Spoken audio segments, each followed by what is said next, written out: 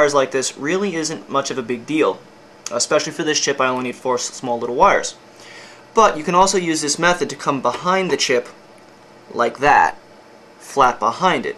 So it's up to you on what you're more comfortable. If you're more of a novice or intermediate skilled solderist, whatever the hell someone who solders is called, you might find it a whole hell of a lot easier coming from the top of the chip like this, trying to match the angle of the pin.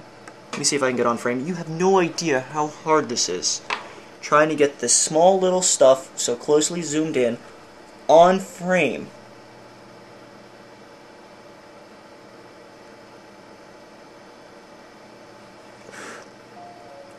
Just like so.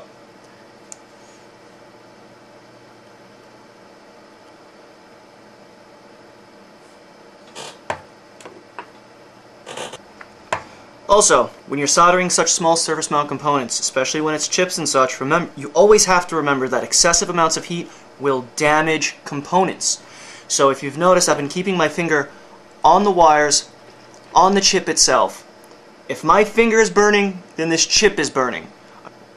It's always a good idea, after you're doing like rows of soldering like this, to go in and visually inspect. If you suspect something is crossing, do it again. If any of these wires cross, or any of the wrong wires cross, you will destroy your PlayStation 2. I have known people to miswire this chip and quite literally blow holes into it.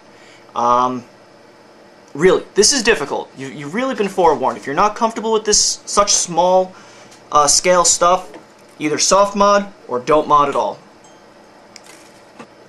Did I ever mention how much I hate modding the PS2? No? A lot. More than a lot. Excessively more than a lot.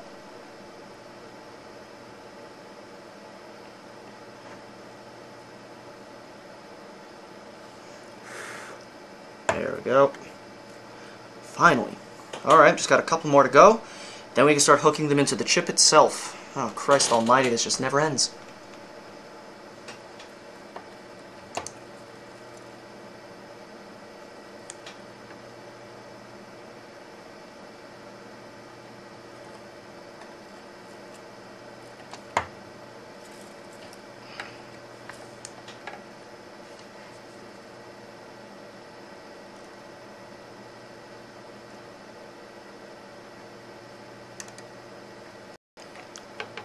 Every once in a while, you're going to have to solder onto these really small circular points. These things are called vias. They're just points that lead to the other side of the board. They're next to impossible to solder onto because they're not bare copper. Albeit they look like they're bare copper, they're not.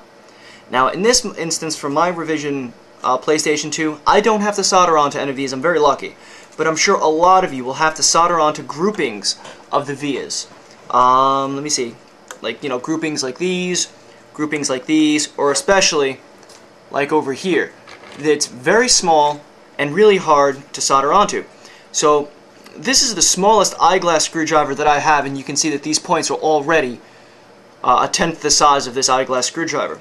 You need to scrape off a clear coating of lacquer, and to do this I usually use a sewing needle inside of a hobby knife body.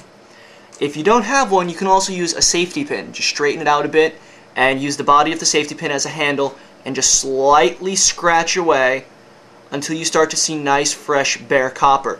Don't gouge into it really hard, just very lightly with just the body of the pick, scratch away into it. Now I've got one more point that needs to get done, and as you can see, it's not tinned. So I will show you the process that I use to go ahead and tin those. It's just a matter of putting a little bit of heat and a little bit of solder, and it's tinned. We're going to take our last wire, we're going to place it on that tinned pad, and this should be the last wire on this PlayStation 2 that needs to be soldered. Now it's just a matter of going down to the chip side and soldering everything to the chip. The chip is just loosely laying on top of where I'd like it to be, and the optical drive actually fits in this area over here. With this explicit chip, there's A, B, C, D, E, F, G, H, I, J, K, L, M, N, blah, blah, blah. It's all letter. So now it's just a matter of pre-tinning the necessary pads, cutting all of these loose wires to size, stripping them, tinning them, and soldering them. So I think I've bored you enough with the process of soldering. I'm just going to go ahead and get to this and cut to the final product. Okay, so we got the mod chip in place. Make sure none of the wires are crossing any of the very large chips, which can cause interference. Made sure that there are no short circuits on the BIOS chip.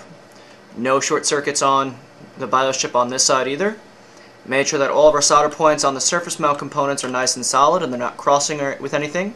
Made sure that we didn't rip off any solder surface mount components.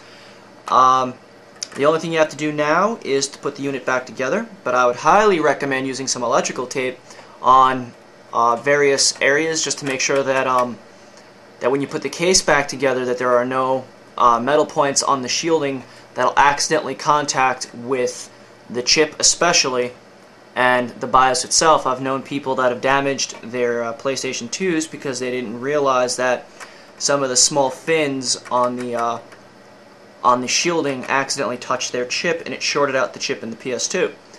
So I'm going to go ahead and just put some electrical tape around everything, try to keep the wires down so they don't float around too much, and proceed to put the PlayStation 2 back together.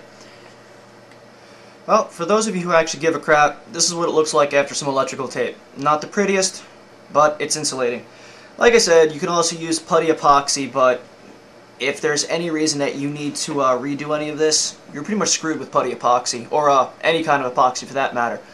But nice and insulated. I'm going to go and throw the PlayStation 2 back together, and I'm going to test to see if it actually works. Okay, so it was about an hour. We've got the PlayStation 2 back together. I've got a copy of PlayStation 2 OS here, and I'm going to go ahead and throw this inside the PlayStation 2 and see if this is going to work.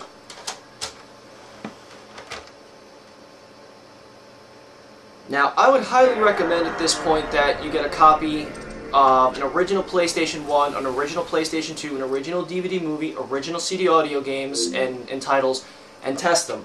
And also copies. But I'm not condoning piracy, so I'm not going to go and show booting up PlayStation 1 and 2 games. So, PS2 OS is loading up, and PS2 OS will allow us to boot our own homebrew code from the hard drive, which unfortunately I don't have installed, so it's going to complain about that. Now, I could also boot code from my memory card slot if I had that installed, but unfortunately I'm out of time. I spent all of the time for this segment showing you tips and advice on soldering the mod chip itself. So, hit the show notes. They're on the forums as always. You can always go on IRC. I'd be more than willing to help anyone out when it comes to finding some cool homebrew to run. You got typical media players, media centers, you've got emulators of sorts, homebrew games, you've got utilities like hard drive utilities and such that allow you to copy your games to hard drive or dump CDs and things of the such. There's a whole bunch of cool stuff, so now that you got your system chipped, go ahead and see what kind of fun stuff you can do with it.